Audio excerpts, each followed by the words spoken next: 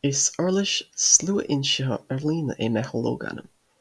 A úsáid an daoine chun mionanamnacha agus sonraí a bhaineann le mionanamnacha a bhallú agus a riant. Tugann an tardan seo deis do dhaoine oidhreacht loganamíochta na tíre a chur chun cinn sa réideatoch trí mionanamnacha a bhapáil agus a riant ar líne.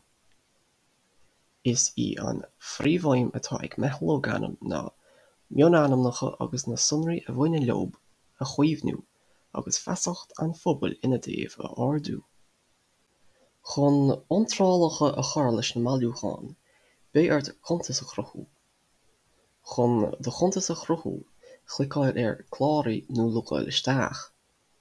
In dhiaidh sin, gafar ainm agus slioine a chur isteach, comáile dí cheola ríomhaist, agus ar deireadh iarfar ort pasach le roghnaú do chuntas.